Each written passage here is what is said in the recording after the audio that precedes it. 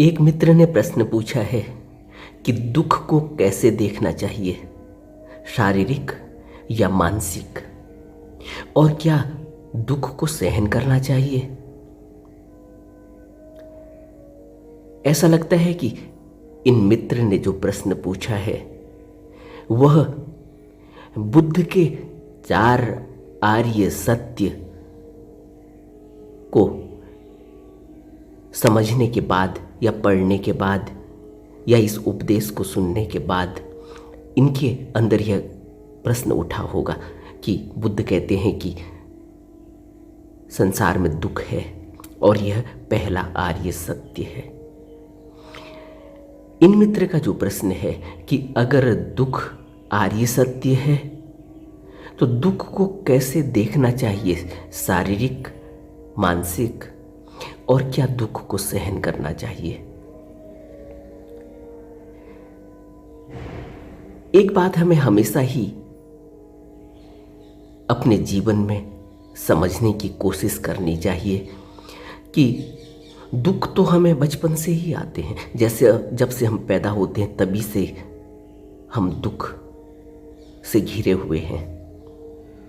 इस दुख का अनुभव बचपन में पैदा होने के कुछ दिनों बाद या बचपन में 2, 3, 4, 5 साल तक हमें न होता हो भला, लेकिन दुख का आभास तो होता है। हम उसको एक्सप्रेस न कर पाते हो भला, उसको हम दूसरे को न बता पाते हो भला, लेकिन जब हम बड़े हो जाते हैं तो दुख का आभास तो हमें होता है।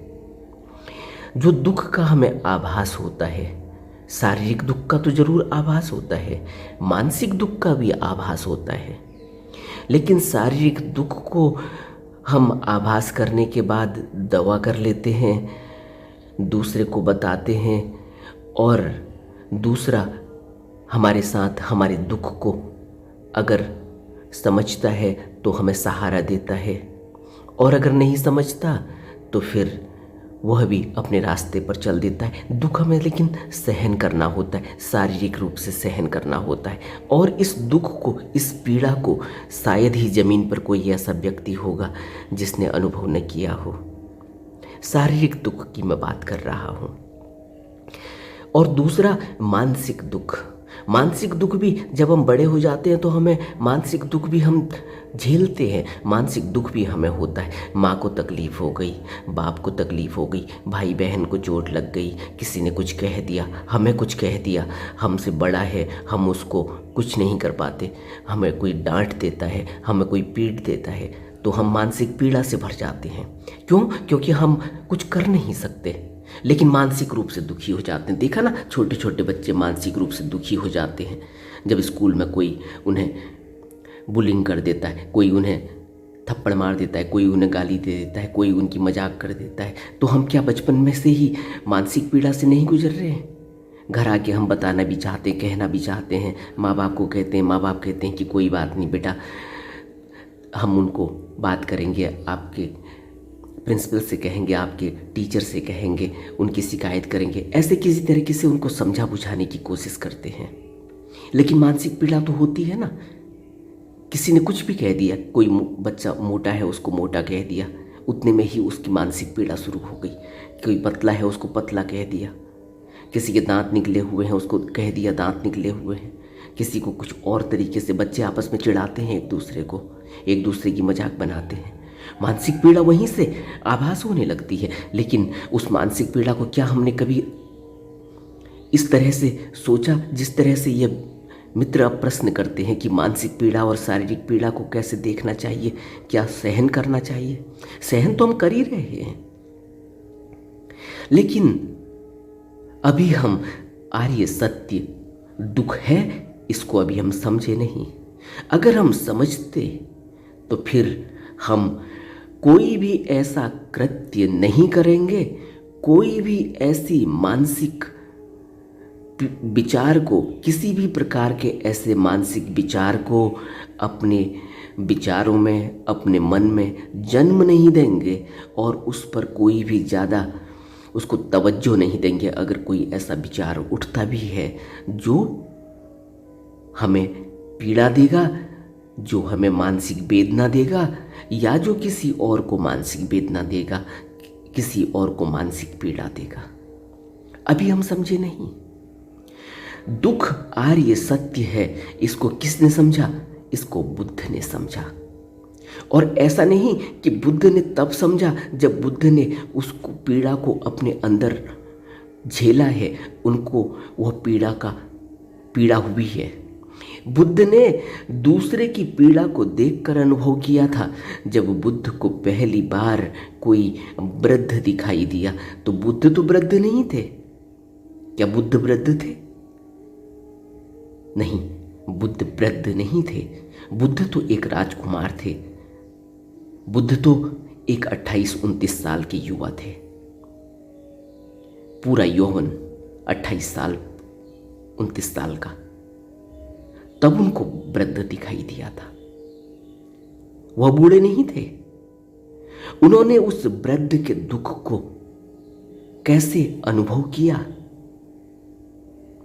इन मित्र का प्रश्न बहुत अच्छा है और बहुत से लोग, ज़्यादातर लोग, 90, 95 और 99% लोग जो आध्यात्म के मार्ग पर चलना चाहते हैं, जो बुद्ध की देशना को अपने जीवन में उतारना चाहते हैं, लेकिन अभी दुख आर्य सत्य है, यह उनकी समझ में कितना आया?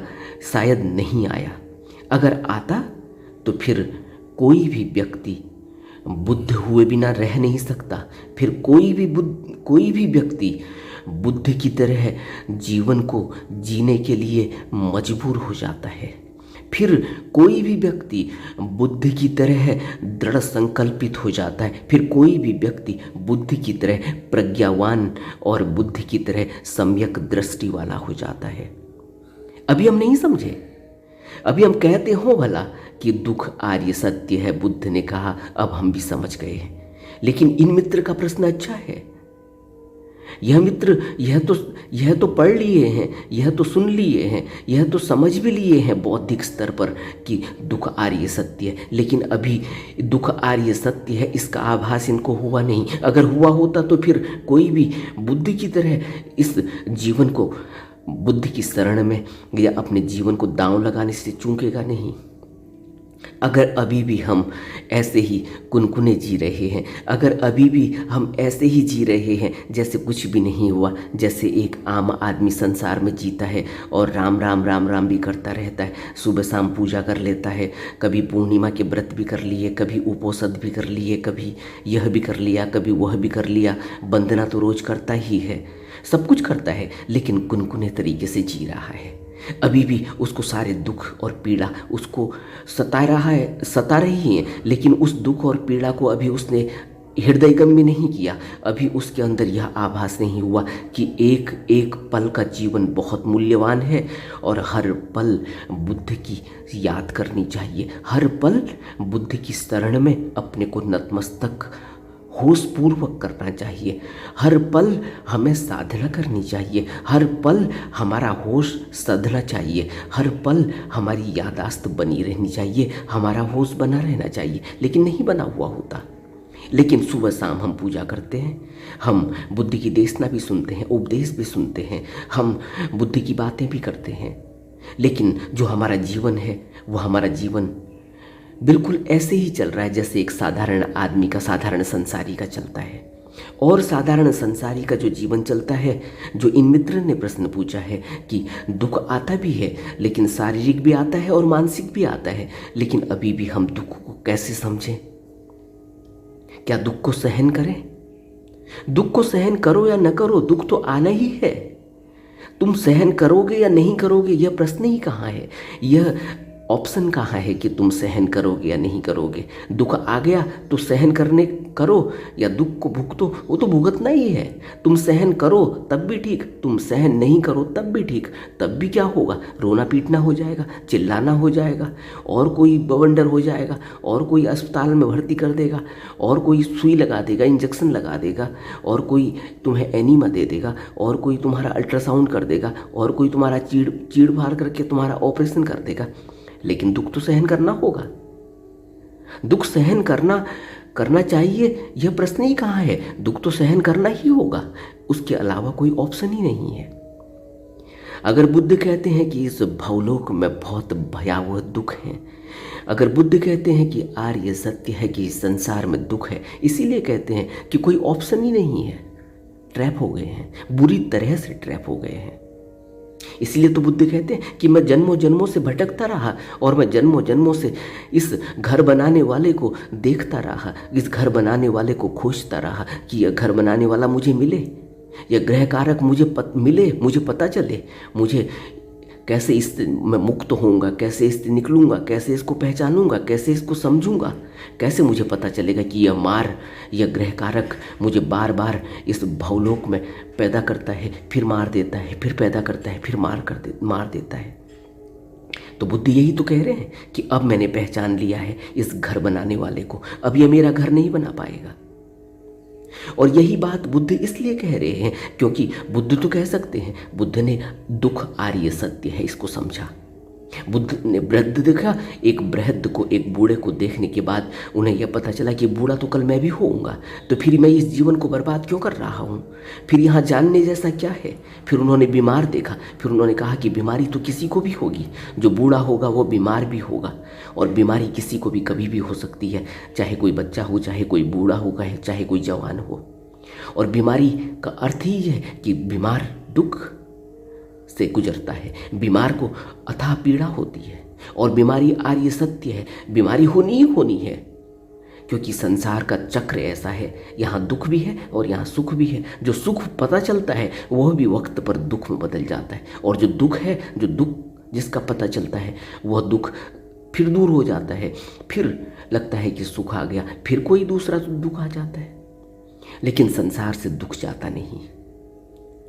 लेकिन हम समझ रहे हैं, हम अभी भी दौड़ भाग कर रहे हैं, हमें लगता है कि नहीं नहीं हम तो सुख पा ही लेंगे, हमें थोड़ी दुख आएगा, यह तो पड़ोसी को दुख आया हुआ है। आज अगर पड़ोसी अस्पताल में भर्ती है, या पड़ोसी को कोई और दुख आ गया, पड़ोसी का बच्चा बीमार हो गया, या पड़ोसी की बीवी बीमार हो गई, या पड़ोसी का घर बर्बाद हो गया, कोई चोरी करके ले गया, या पड़ोसी का घर गिर गया, या पड़ोसी घर नहीं बना पाया, झोपड़ी में रह रहा है, उसको रोटी नहीं मिल रही है, वो इसलिए पीड़ा और दुख में है कि उसको रोटी नसीब नहीं हो रही है। हम सोच रहे हैं कि तो इसको हुआ है, हमको थोड़ी होगा। लेकिन हकीकत क्या है ज़िंदगी की? जैसे जैसे ज़िंदगी गुजरती जाती है वैसे वैसे हमें ज़िंदगी की हकीकत का पता चलता है, लेकिन हमारी आंख नहीं खुलती। उसके बावजूद भी हमारा अहंकार, हमारा अहम भाव, हमारा आत्मभाव इतना है, हम कहते हैं कि नहीं नहीं मैं तो सुख इकट्ठा कर लूँगा। लेकिन हकीकत यह है कि सुख इकट्ठा होता नहीं। सुख जो हम सोच रहे हैं कि इकट्ठा होगा वह भी दुख में बदल जाता है। हम सोचते हैं कि पैसा इकट्ठा कर लेंगे तो सुख हो जाएगा, और जब पैसा इकट्ठा करते हैं तो और 4 दुख इकट्ठे हो जाते हैं। अब यह होता है कि कोई इस पैसे को हमसे छीन न ले, कोई रात में हमारे वहाँ चोरी न करने आ जाए, कोई हमें बेवकूफ़ बना के हमारे पैसे को हड़प ना ले, कोई हमें ठगी ना कर दे हमारे साथ, कोई हमें हमारे पैसे पर किसी की नज़र हो, हमारी हत्या न कर दे, हमें जान से न मार दे। अब और दुख आ गए, और हम यह सोच रहे थे कि सुख आएगा, जब पैसे हो जाएंगे तब हम सुख का अनुभव करेंगे, लेकिन हकीकत यह नहीं है। इसी तरह जैसे जैसे यह जीवन आगे को बढ़ता जाता है तो तब पता चलता है कि संसार में दुख के सिवाय कुछ भी नहीं है। और एक बूढ़े को जब पता चलता है कि संसार में दुख के सिवाय कुछ भी नहीं, क्योंकि उसने बाल बच्चे पैदा किए, उसने घर बनाया, परिवार बनाया, पैसा जोड़ा, सब कुछ किया, लेकिन आज बूढ़ा इस स्थिति में हो गया कि उस पैसे का कुछ भी उपभोग नहीं कर सकता, कुछ भी उपयोग नहीं कर सकता। बाल बच्चे सब अपना अपना जीवन जी रहे हैं, सबके अपने बाल बच्चे हैं, सबके अपनी पत्नियाँ हैं, सबके अपने दुख हैं, सबके अपने सुख हैं, सबका अपना जीवन चल रहा है। उनके पास इतना वक्त ही नहीं कि वो 24 घंटे किसी बूढ़े की परवरिश करेंगे, उसकी रखवाली करेंगे। तब बूढ़ा और दुखी हो जाता है कि पूरी ज़िंदगी उसने बाल बच्चों के लिए सब कुछ किया, और आज अब बाल बच्चे उसके सामने खड़े होने को तैयार नहीं, उससे बात करने को तैयार नहीं, उसको दवा खिलाने को तैयार नहीं। तब वो और दुख में भर जाता है जब वो अकेला अपने को बिस्तर में पड़ा हुआ महसूस करता है। लेकिन क्या उस बूढ़े को अभी भी इस दुख से वह मुक्त हो पाया? क्या वह अब यह सोचता है कि वह निर्वाण के लिए प्रयास करेगा? एक बूढ़ा क्या प्रयास करेगा, और करेगा भी तो कैसे करेगा, जिसको यही पता नहीं कि निर्वाण कैसे मिलता है, जिसको यही पता नहीं कि आर्य अष्टांगिक मार्ग पर चलना कैसे है, जिसने कर्म इतने इकट्ठा किए, कौन से कर्म कुशल हैं कौन से अकुशल हैं, जिसको यही पता नहीं, जिसको यही पता नहीं कि राग नहीं करना चाहिए, द्वेष नहीं करना चाहिए, नफरत ईर्ष्या नहीं करनी चाहिए, जिसको भी यही पता नहीं कि काम वासना नहीं करनी चाहिए। लेकिन अब तो सब कुछ हो गया, अब कहाँ से, अब क्या करेगा, अब पछता के क्या होगा। इसी तरह से आज जब इन मित्र ने प्रश्न पूछा है जो कहते हैं कि मैं एक स्टूडेंट हूँ, अभी पढ़ाई कर रहा हूँ, अपने करियर को बनाने की तैयारी कर रहा हूँ, लेकिन इनको अभी कहते हैं कि दुख, मानसिक दुख को या शारीरिक दुख को कैसे महसूस करें। महसूस करें, महसूस तो कर ही रहे हैं, अब क्या महसूस करेंगे, अब तो एक्शन लेना है, अब तो यह दुख से निजात कैसे हो इसके लिए प्रयास करना है। और दुख से निजात होने का एक ही मार्ग है, आर्य अष्टांगिक मार्ग। चाहे आज इसकी शुरुआत की जाए, चाहे 50 साल के बाद इसकी शुरुआत की जाए, चाहे 500 साल के बाद की जाए, चाहे 5000 साल के बाद, चाहे 5 लाख साल के बाद, आर्य अष्टांगिक मार्ग से गुजरना ही होगा। और आर्य अष्टांगिक मार्ग ऐसा भी नहीं है कि बुद्ध ने ही बताया, यह सनातन मार्ग है और यही एकमात्र मार्ग है कि सम्यक दृष्टि होनी चाहिए, सम्यक संकल्प होना चाहिए, यानी प्रज्ञा होनी चाहिए। जब प्रज्ञा होगी तब सील का पालन होगा। सील क्या है? सील है कि हमें कर्म क्या करने हैं, कौन से अच्छे कर्म हैं, कौन से बुरे कर्म हैं, कौन से कुशल कर्म हैं, कौन से अकुशल कर्म हैं, इनका ज्ञान हो, हमें इस बात का आभास हो, इस बात का ज्ञान हो कि कितना बोलना है, सम्यक वाक, सम्यक कर्मांत, कौन से कर्म उचित हैं, कौन से कर्म अनुचित हैं, कैसे पता चलेगा?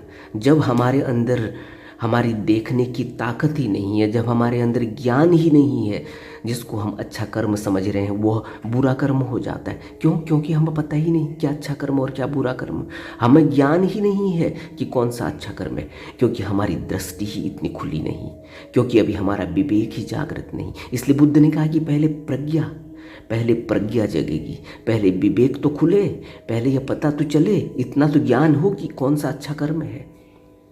हम एक लड़की से प्यार करते हैं, हमें लगता है कि कोई लड़की मिल जाए हमें, जवान है, जवान बच्चा सोचता है कि किसी कोई गर्लफ्रेंड बन जाए, कोई बॉयफ्रेंड बन जाए। अब हम सोच रहे हैं कि हम बहुत अच्छा कर्म कर रहे हैं, हमने शादी कर ली उससे, या अब हम बहुत अच्छा कर्म कर रहे हैं, हमने अपना घर बसा लिया।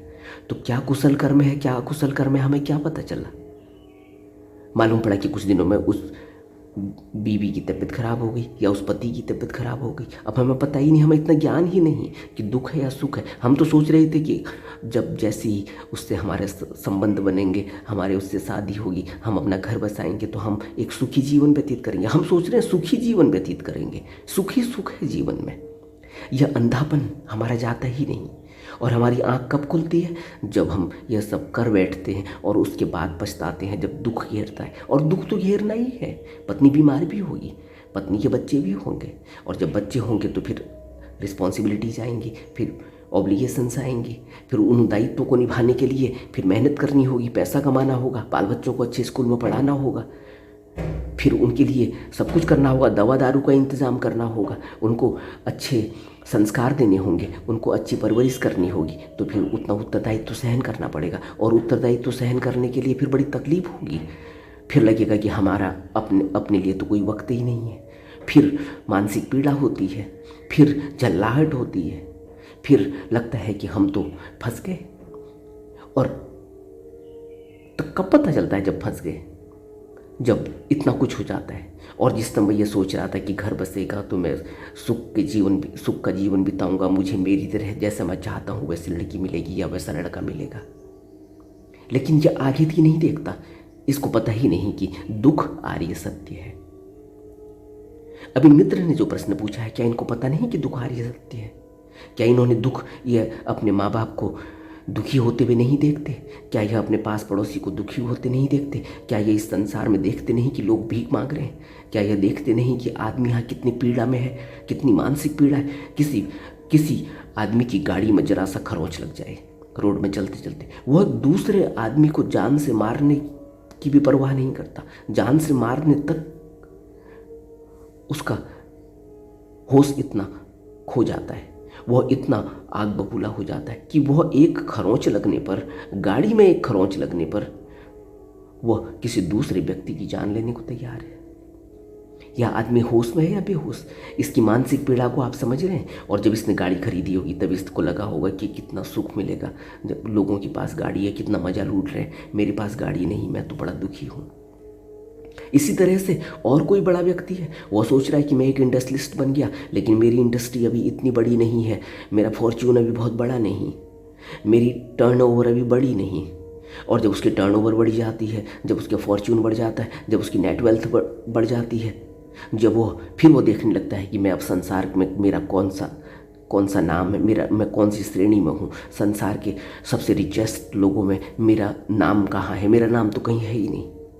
अब उसे कोई मतलब नहीं कि उसका पेट भरा नहीं भरा, उसने कितने जन्मों तक का पैसा कमा लिया है, उसने कितने सुख भोगने के लिए सारे इंतजाम कर लिए, उससे कोई मतलब नहीं। अब उसका मतलब है कि उसकी श्रेणी कहाँ है, रिचेस्ट मैन की, संसार में या भारत में या किसी अपने देश में या किसी अपने समाज में, या लोग मुझे सलाम कर रहे हैं या नहीं कर रहे हैं। इस तरह से आत्मभाव में डूबा हुआ व्यक्ति समझ ही नहीं पाता कि दुख आर्य सत्य है। तो ये मित्र जो प्रश्न पूछ रहे हैं कि दुख आर्य सत्य है, इसके बाद यह प्रश्न उठता है कि फिर दुख मानसिक है या शारीरिक, इसको कैसे समझें और इसको क्या हम इसको सहन करें, इसको समझेंगे कैसे? यह तो तुम देख ही रहे हो, तुम इसको भोग ही रहे हो। इसको समझोगे जब आँख इतनी खुलेगी, जब प्रज्ञा इतनी जगेगी, जब विवेक इतना जगेगा, तब पता चलेगा कि दुख के सिवाय तो कुछ है ही नहीं। तब अपनी माँ का दुख दिखाई देगा, तब अपने बाप का दुख दिखाई देगा, तब अपने घर में अपने और सदस्यों का दुख दिखाई देगा, तब इस संसार का दुख दिखाई देगा, तब यहाँ हर प्राणी किस बुरी तरह से भवलोक में जेल खाने में कैद हो चुका है, तब यह दिखेगा कि मैं कितनी बुरी तरीके से यहाँ ट्रैप हो चुका हूँ। क्या अभी पता नहीं चलता कि मैं तो कोई मजहब लेके आया ही नहीं था? क्या अभी पता नहीं चलता कि मेरा तो कोई नाम ही नहीं था जब मैं पैदा हुआ था? मेरा तो नामकरण किया गया है, मेरा तो संस्कार किया गया है, अब मेरे को इस नाम से बुलाया जाता, लेकिन मेरा तो कोई नाम ही नहीं था। क्या मुझे यह पता है? लेकिन मैं कहता हूँ मेरा फलाना नाम, फिर वो कहता है कि मैं अपने नाम को रोशन करना चाहता हूँ, फिर वो कहता है मैं अपने बाप के नाम को रोशन करना चाहता हूँ। क्या बाप के नाम को रोशन करेंगे? बाप का भी कोई नाम नहीं था जब वो पैदा हुआ था, और जब हम पैदा हुए थे हमारा भी कोई नाम नहीं था। जब हम पैदा हुए थे हमें यह भी पता नहीं था क्या प्रोफेशन करना है, क्या इंडस्ट्री खोलनी है। जब हम पैदा हुए थे तब हमें भी ये कुछ भी पता नहीं था कि हमारा जीवन कितना चलेगा और क्या करेंगे क्या नहीं करेंगे।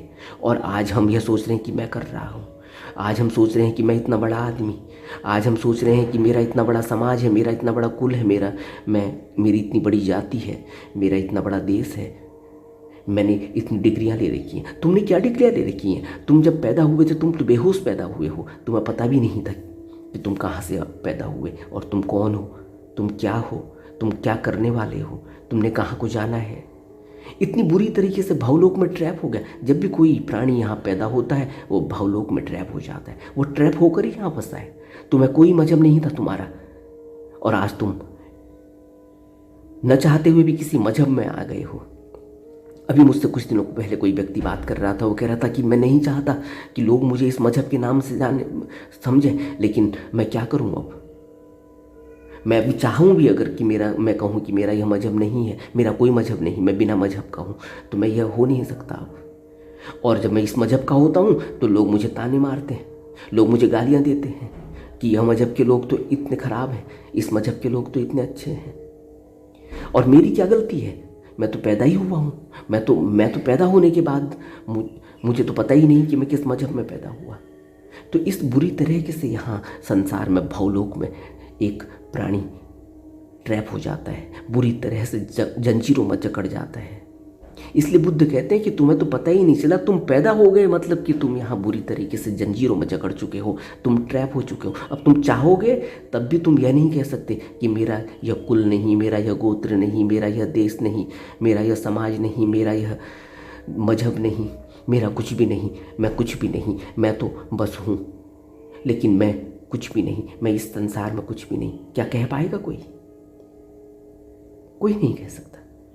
लेकिन उसके बावजूद भी वो व्यक्ति कहता है कि मैं अपने दुख को कैसे समझूं, अब मैं इस संसार से कैसे निकलूं, मैं ऐसे ही निकल जाऊंगा। अत्तो दीपो भव, बुद्ध ने कहा है।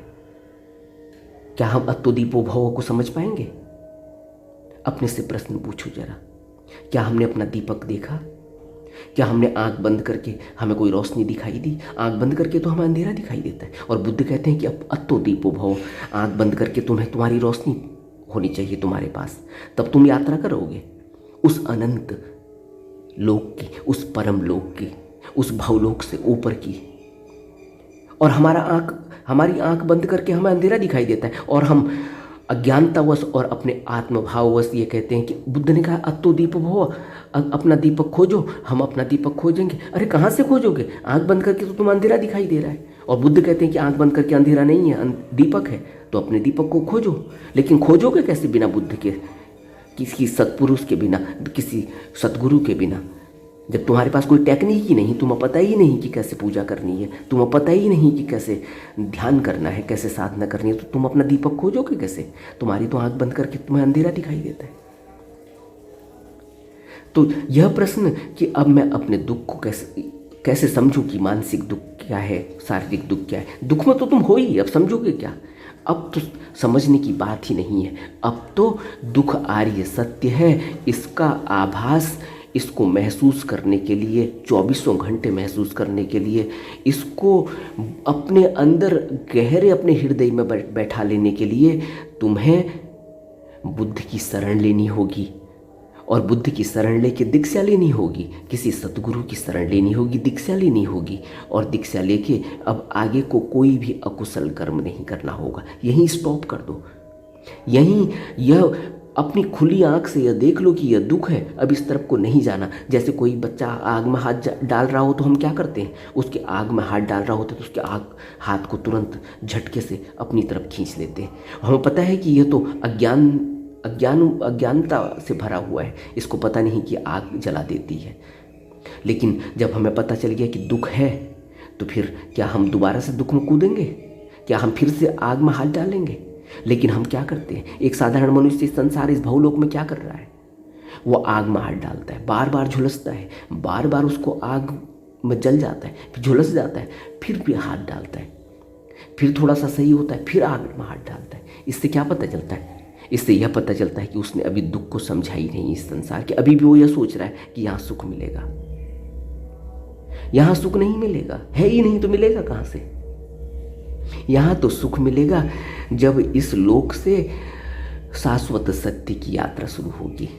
और बुद्ध ने यही कहा कि मैं तो तुम्हें यह उपदेश देता हूँ कि तुम उस शाश्वत सत्य की यात्रा कर सकते हो। मैं तो मार्गदर्शक हूँ, मैं तो तुम्हें, तथागत तो केवल मार्गदर्शक होते हैं, प्रयास तो तुम्हें स्वयं करना होगा। और जो विवेकशील होगा वह धर्म का मार्ग का अनुसरण करता है और मार्ग के बंधन से मुक्त हो जाता है। यह बुद्ध के प्रवचन है, यह बुद्ध के वचन है कि तुम्हें स्वयं प्रयास करना होगा। तथागत तो केवल मार्गदर्शक हैं। जो विवेकशील है, विवेकशील कौन होता है? जिसको यह पता चल गया कि इस संसार में दुख है, क्योंकि मैं बचपन से अब तक दुख ही भोग रहा हूँ। और मैंने देखा कि मेरी माँ भी दुख भोग रही है, मैंने देखा कि मेरा बाप भी दुख भोग रहा है, मैंने देखा कि घर का हर सदस्य दुख भोग रहा है, मैंने देखा कि इस संसार का हर सदस्य दुख भोग रहा है। चाहे वो बड़ी से बड़ी इंडस्ट्री चलाने वाला हो, यहाँ तक कि देवी देवता भी दुख भोग रहे हैं। बुद्ध तो यहाँ तक कहते हैं कि देवी देवता भी भोग योनि में है। जैसे ही उनकी भोग योनि खत्म होगी, दोबारा से शरीर मनुष्य जन्म में आना पड़ेगा या इस भवलोक में उतरना होगा, और भवलोक में आते ही दुख में उतरना होगा। और हम सोच रहे हैं कि देवी देवता होते तो कितना अच्छा होता। हम देवी देवता की पूजा कर रहे होते, हम देवी देवता से मांग रख रहे होते हैं कि हमें पैसा दो, तुम तो दातार हो, तुम तो देने वाले हो, बच्चा दो हमें, तुम तो दातार हो, तुम तो देने वाले हो, तुम हमें पैसा दो, हमारी इंडस्ट्रियाँ चलवाओ। तुम तो दातार हो, तुम तो देने वाले हो, तुम हमारे ऊपर कृपा करो, हमारे ऊपर दया करो, हमारे परिवार को भरा पूरा रखो, हमें किसी चीज़ की कमी ना हो। लेकिन होता क्या है? इस भवलोक में किसी भी चीज़ की कमी नहीं होगी तो फिर भी दुख होगा, क्योंकि मौत तो आएगी, बुढ़ापा भी आएगा, बीमारी भी आएगी, फिर दुखी हो जाएगा इंसान। लेकिन यह हम समझ नहीं पाते। इसलिए नहीं समझ पाते क्योंकि हमारे अंदर बुद्ध की तरह, यानी सिद्धार्थ गौतम की तरह प्रज्ञा और विवेक नहीं जगा है हमारा। अगर जगा होता तो हमने क्या बूढ़े नहीं देखे? हमारे घर में बूढ़े हैं, लेकिन क्या हमने बूढ़ों से समझ लिया कि बूढ़ा होना कितना दुख है? हमारे घर में ही हमारे माँ बाप, हमारे दादा दादी, हमारे नाना नानी बीमार होते, तो क्या हमने समझ लिया कि बीमारी एक बहुत बड़ा दुख है? और मृत्यु, क्या हमने मृत्यु नहीं देखी? हमने अपने पड़ोसी को मरते देखा, हमने अपने घर में अपने दादा दादी, नाना नानी, अपने माँ बापों को मरते हुए देखा है, और भी हमने जवान मौतें भी देखी हैं। तो क्या हमने मौत को देखने के बाद हमें यह आभास हो गया कि इस संसार में दुख है? तो जो इन मित्रों ने प्रश्न पूछा है, प्रश्न तो अच्छा पूछा, लेकिन अभी जीवन का अनुभव नहीं है। जीवन का अनुभव होता भी नहीं। बूढ़े बूढ़े व्यक्ति को भी अनुभव नहीं होता। बूढ़ा बूढ़ा व्यक्ति भी जो है अभी उसको पता ही नहीं कि संसार में दुख है। वो तो अभी भी यही सोच रहा है कि संसार में सुख मिलेगा। वो अपने बच्चों को कोसता है कि यह मेरे को सुख नहीं दे रहे हैं, मैंने इनको पढ़ा लिखा कर बड़ा किया। जो भी व्यक्ति ऐसा सोचता है कि मैंने इनको पढ़ा लिखा कर बड़ा किया, यह मुझे सुख देंगे, वह आदमी इस संसार का सबसे बड़ा बेवकूफ़ है, क्योंकि वो यह नहीं समझ पा रहा है कि यहाँ दुख और सुख कोई देता नहीं। इस भवलोक में दुख है, यह आर्य सत्य है। और बुद्ध जब यह आर्य सत्य कहते हैं तो फिर उसको कोई काटा भी नहीं जा सकता, उसको नकारा भी नहीं जा सकता। लेकिन बुद्ध की तरह प्रज्ञा, बुद्ध की तरह होश, बुद्ध की तरह विवेक हमारा जगा नहीं, खुला नहीं। हमारे अंदर वह अभी दृष्टि पैदा नहीं हुई, जबकि हमने अपने को दुखी होते हुए देखा है, अपनी बीमारी को देखा है। और हम में से बहुत ऐसे बुजुर्ग लोग होंगे जिन्होंने अपना बुढ़ापा भी देखा है, बुढ़ापा देख रहे हैं, बुढ़ापा काट रहे हैं, लेकिन अभी भी यह एहसास नहीं होता कि इस संसार में दुख है। अगर दुख है का एहसास होता तो जरूर किसी सतगुरु की, किसी सतपुरुष की, किसी बुद्ध पुरुष की खोज में निकलते। नहीं भी निकलते तो प्रयास करते कि अब कोई अकुशल कर्म न हो। आर्य अष्टांगिक मार्ग के 8 भाग हैं। इन 8 भागों में हमें क्या पता चलता है? सम्यक दृष्टि, सम्यक संकल्प, सम्यक वाक, सम्यक कर्मांत, सम्यक आजीविका, सम्यक व्यायाम, सम्यक स्मृति और सम्यक समाधि। यह 8 अंग हैं। यह 8 अंग हमें कैसे पता चलते हैं? अगर हमें अपने बुढ़ापे का पता चल गया होता, अपनी बीमारी का पता चल गया होता, अभी हमें यह पता चल गया होता कि भवलोक में दुख के सिवाय कुछ भी नहीं, तो हम आर्य अष्टांगिक मार्ग का पालन करते। लेकिन हम अभी भी नहीं करते। अभी भी किसी को भी मौका मिलता है तो कैसे किसी दूसरे की जेब से पैसे निकाले जाएं। पैसा सब कुछ हो गया है। पैसा इतना बड़ा हो गया है कि आदमी कुछ भी करने को तैयार है। देखा आपने?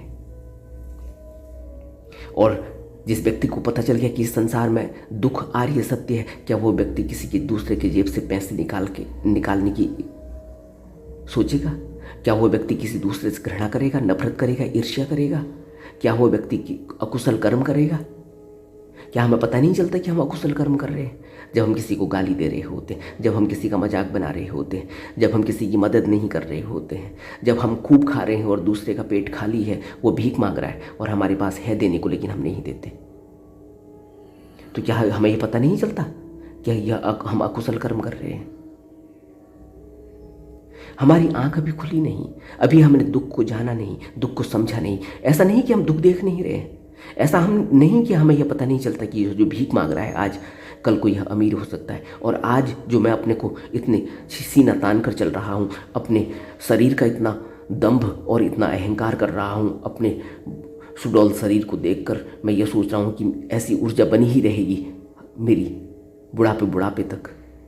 लेकिन मुझे यह बीमार नहीं दिखाई दे रहा है, मुझे अभी यह बूढ़ा नहीं दिखाई दे रहा है जो कितना अचलस्त हो गया है। कभी यह भी जवान था, कभी यह भी सिविल सर्वेंट था, कभी यह भी सीनियर IAS था, कभी इसके पास भी नौकर चाकर घोड़े गाड़ी हुआ करते थे, कभी यह भी राजा हुआ करता था। आज वह राजा भी कितना अचलस्त पड़ा हुआ है। 2 आदमी 4 आदमी पकड़कर उसको पेशाब करा रहे हैं, टट्टी करा रहे हैं। लेकिन क्या हमने इस दुख को देख पा रहे हैं? लेकिन उसके बावजूद भी हम राजा बनना चाहते हैं। ठीक है, राजा बनो, राजा बनने बुद्ध भी तो राजकुमार थे।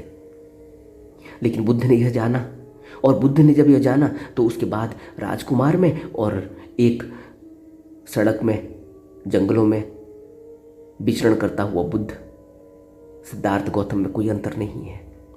राजकुमार में जो महलों में रह रहा है और जो जंगलों में भटक रहा है, उस सिद्धार्थ गौतम में कोई फर्क नहीं। क्यों? क्योंकि उनको अब एहसास हो गया कि जीवन में दुख है और दुख से ऊपर निकलने के लिए, दुख और सुख से ऊपर उठने के लिए प्रयास करना होगा। दुख और सुख से ऊपर उठने के लिए मेहनत करनी होगी। दुख और सुख से ऊपर उठने के लिए आर्य अष्टांगिक मार्ग का पालन करना होगा, ध्यान साधना करनी होगी और निरंतर 24 घंटे अभ्यास करना होगा, प्रयास करना होगा, अपने मन को निगरानी करनी होगी। लेकिन हमारी मन की निगरानी क्या है?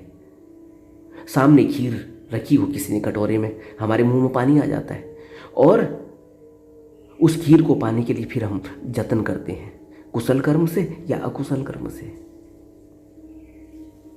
लेकिन हम यह नहीं सोचते कि ये खीर एक दिन मिल जाए भला, लेकिन दूसरे दिन से मिलेगी ये गारंटी नहीं। और हम सोचते हैं कि हम 100 साल तक ऐसी ही खीर इकट्ठी कर लेंगे, लेकिन 100 साल तक खीर इकट्ठी कर भी लेंगे भला, लेकिन खाने के लिए दांत नहीं होंगे, पचाने के लिए वह आंतें नहीं होंगी।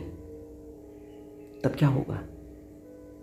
फिर बुढ़ापा घेर लेगा, फिर मौत आ जाएगी और फिर भावलोक से मुक्ति नहीं होगी। इसलिए बुद्ध कहते हैं कि दुख आर्य सत्य है, लेकिन दुख आर्य सत्य है समझने के लिए आर्य अष्टांगिक मार्ग पर चलना होगा। आर्य अष्टांगिक मार्ग पर चलने के लिए किसी बुद्ध की शरण लेकर दीक्षा लेनी होगी। यह अनिवार्यता है। अगर अनिवार्यता नहीं होती दीक्षा की तो बुद्ध दीक्षा क्यों देते? अगर अनिवार्यता नहीं होती पालन की, शील के नियमों की, विनय की, तो फिर बुद्ध विनय क्यों देते? फिर बुद्ध शील के नियम क्यों देते? अगर अनिवार्यता नहीं होती दीक्षा की, अगर अनिवार्यता नहीं होती ध्यान साधना की, तो बुद्ध ध्यान साधना के लिए बार बार इतना जोर क्यों डालते? हर प्रवचन में, हर उपदेश में बुद्ध कहते हैं कि निरंतर प्रयास करते रहो और तब तक प्रयास करते रहो जब तक कुछ भी करने को शेष न रह जाए। फिर बुद्ध क्यों कहते कि एक साधु 24 घंटे अपने चित्त की निगरानी करता है?